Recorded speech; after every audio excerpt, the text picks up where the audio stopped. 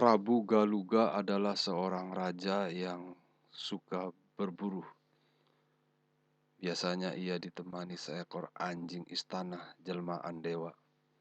Pada suatu hari, Baginda berburu ke hutan dengan serombongan pengawal. Tapi hampir seharian ia tidak mendapat seekor binatang sekalipun. Setiap kali membidik anak panahnya, selalu meleset tak pernah mengenai sasaran. Ada apa ini? Kenapa anak panahku tak pernah mengenai sasaran? Sang Prabu bertanya heran dalam hatinya. Sang Prabu kesal sekali karena tak dapat hewan buruan. Suatu ketika ia pergi ke semak belukar.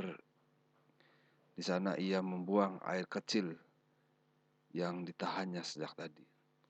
Air seni Prabu Galuga tersisa dan menggenang di cekungan tempurung kelapa yang tergeletak di bawah rerimbunan. Di hutan itu ada seekor babi hutan jelmaan bidadari yang harus menjalani hukuman di dunia. Babi hutan itu bernama Celeng Wayungyang. Saat itu musim kemarau yang panas. Setelah Baginda dan rombongannya meninggalkan tempat itu, datanglah Celeng Wayungyang yang merasa kehausan. Ia menjilati air seni Baginda yang ada di cekungan tempurung kelapa. Atas kehendak dewata, babi betina itu hamil 9 bulan. Kemudian babi itu melahirkan seorang manusia perempuan. Pada saat itu, Prabu Galuga kebetulan tengah berburu pula di tempat yang sama seperti 9 bulan yang lalu. Prabu Galuga merasa heran mendengar tangisan bayi di tengah hutan.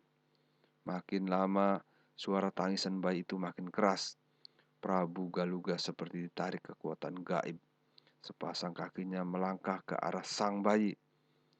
Tentu saja Celeng Wayungyang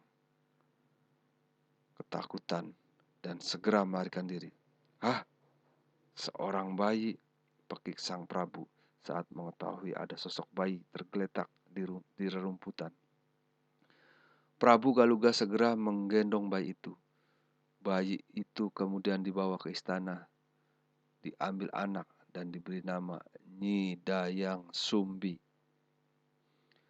17 tahun kemudian, gadis kecil itu telah tumbuh menjadi seorang dara cantik jelita. Kecantikan Nyi Dayang Sumbi terkenal sampai ke negara tetangga. Hampir setiap pekan datang lamaran, namun Nyi Dayang Sumbi selalu menolaknya. Sang Prabu menjadi marah sekali. "Sumbi, hanya ada 2 pilihan bagimu. Mau menikah atau kuasingkan kau di tepi hutan." Karena gadis itu tetap tak mau menikah, maka ia diasingkan di tepi hutan. Ia dibuatkan dangau di tepi hutan. Temannya sehari-hari hanya seekor anjing bernama Situmang, anjing jelmaan dewa. Pekerjaannya sehari-hari adalah menenun kain. Pada suatu hari ketika sedang menenun, salah satu tongkatnya jatuh ke bawah dangau. Ia merasa malas untuk turun ke bawah. Maka ia mengucapkan kata-kata, "Siapa yang mau mengambilkan tongkatku, ia akan kujadikan suamiku." Tak disangka si Umang naik ke atas sambil membawa tongkat itu. Kiranya anjing ini mendengar perkataan Nyi Dayang Sumbi. Bukan main terkejutnya Nyi Dayang Sumbi melihat siapa yang naik pondok membawa tongkat. Dayang Sumbi hendak menolak kenyataan yang ada. Namun tiba-tiba terdengar suara tanpa rupa. "Nyi Dayang Sumbi, kau adalah keturunan bidadari. Bidadari pantang menjilat ludah sendiri. Lagi pula si Tumang memang jodohmu. Sesungguhnya anjing itu adalah jelmaan dewa." Terpaksa Dayang Sumbi harus bersuamikan seekor anjing, walaupun anjing itu jelmaan dewa. Hari-hari berlalu, Dayang Sumbi dikaruniai seorang bayi laki-laki yang tampan. Bayi itu diasuhnya dengan penuh kasih sayang. Ia diberi nama Sang Kuryang. Tak terasa 7 tahun berlalu, Sang Kuryang kecil sudah pandai berburu binatang bersama si Tumang. Sang Kuryang tak pernah tahu, tak pernah menyadari kalau si Tumang adalah ayahnya. Sebab Dayang Sumbi tidak pernah bercerita siapa sesungguhnya si Tumang itu. Pada suatu hari, Sang Kuryang berburu ke hutan bersama si Tumang. Namun sudah sekian lama mereka tidak menemukan seekor hewan pun. Suatu ketika, Sang Kuryang melihat babi hutan besar.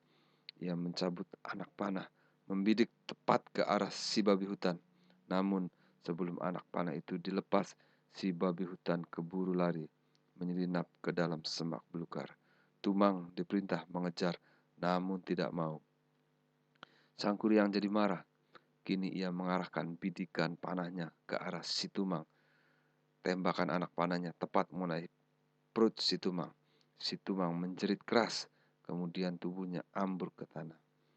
Sang Kuryang menyembelih anjing itu, mengambil bagian-bagian daging yang paling enak dan hatinya. Daging dan hati anjing itu dibungkus dan dibawanya pulang. Hati dan daging itu dimasak dengan lezat oleh Nyi Dayang Sumbi dan dimakan bersama-sama dengan Sang Kuryang. Selesai makan, Dayang Sumbi mencari si Tumang. Sang Kuryang, kemana si Tumang? Sang Kuryang menjawab, Bu, anjing itu tadi kusuruh menyerang babi hutan, malah diam saja. Akhirnya, dialah yang kupanah dan kuambil daging dan hatinya. Apa? Pekik Dayang Sumbi kaget. Sepasang mata Nyi Dayang Sumbi merah menyala pertanda marah. Ia mengambil benda sekenanya, dipukulnya anak itu dengan centong. Sang Kuryang menjerit kesakitan. Ia diusir dari rumah. Ibunya tega berbuat sekejam itu. Diiringi hujan deras dan petir menyambar di langit, Sang Kuryang berlari tak tentu arah. Sang Kuryang bertekad tidak akan kembali ke rumah. Ia mengembara tak tentu arah sampai akhirnya bertemu dengan seorang pertapa sakti. Ia diangkat sebagai murid terkasih. Semua ilmu kesaktian pertapa itu diwariskan kepada Sang Kuryang. 12 tahun kemudian, ia sudah menjadi pemuda dewasa. Wajahnya tampan, tubuhnya gagah perkasa. Setelah selesai masa bergurunya, ia pergi mengembara. Dalam pengembaraannya, ia sering beradu kesaktian dengan para pendekar. Apabila ia kalah dalam satu pertarungan, maka ia tak segan-segan. Ia berguru kepada orang yang mengalahkannya. Sehingga semakin lama ilmunya semakin tinggi. Pada suatu ketika dalam petualangannya, ia berkelahi dengan Raja Jin dan mengalahkan Raja Jin tersebut. Sehingga tunduk takluk dan bersedia diperintah apa saja oleh Sang Kuryang. Raja Jin berjanji, suatu ketika saya akan membantu Tuhan. Bagaimana caraku memanggilmu? Tanya Sang Kuryang. Sebut nama hamba dan hentakkan kaki Tuhan 3 kali ke bumi. Maka hamba akan datang bersama pasukan hamba. Baiklah kalau begitu. Ia terus mengembara di pinggir sebuah hutan dan bertemu dengan seorang gadis cantik. Keduanya berkenalan dan sama-sama jatuh cinta. Pada suatu hari, ketika mereka sedang bercengkrama, si gadis mencari kutu di kepala Sang Kuryang. Tiba-tiba si gadis terkejut melihat luka di kepala kekasihnya. Ia menanyakan sebab-sebab terjadinya luka itu. Sang Kuryang menceritakan apa adanya. Kalau begitu, kau adalah Sang Kuryang, anakku sendiri. Pekik gadis itu yang tak lain adalah Dayang Sumbi. Keturunan bidadari yang tetap awet muda. Tidak mungkin aku menikah dengan anakku sendiri, kata Dayang Sumbi. Sang Kuryang tak percaya dan terus mendesak agar Dayang Sumbi mau jadi istrinya. Dayang Sumbi minta dibuatkan telaga dan perahu di puncak gunung. Harus selesai dalam waktu semalam. Sang Kuryang menyanggupi. Dibantu para jin, ia membuat telaga. Namun, Dayang Sumbi membuat muslihat. Tengah malam, ia membunyikan lesung hingga ayam sama berkokok. Para penduduk ikut terbangun dan segera menumbuk padi. para jin yang membantu Sangkuriang mengira hari sudah hampir pagi. Mereka menghentikan pekerjaannya membuat telaga yang belum selesai. Sangkuriang marah. Pemuda sakti ini menendang perahu yang dibuatnya. Ketika telungkup ke bumi, perahu itu berubah menjadi sebuah gunung. Sudah itu, ia mendekat ke arah Dayang Sumbi.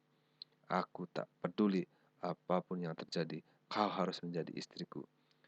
Sangkuriang, sadarlah, kau adalah anakku sendiri, pekik Dayang Sumbi, sembari berlari menjauh.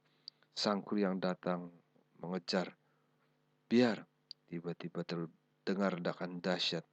Tubuh Dayang Sumbi lenyap tanpa bekas. Sangkuriang berteriak-teriak seperti orang gila. Konon, Nyi Dayang Sumbi diselamatkan oleh para dewa. Bagaimanapun para dewa tidak mengizinkan seorang anak mengawini ibunya sendiri.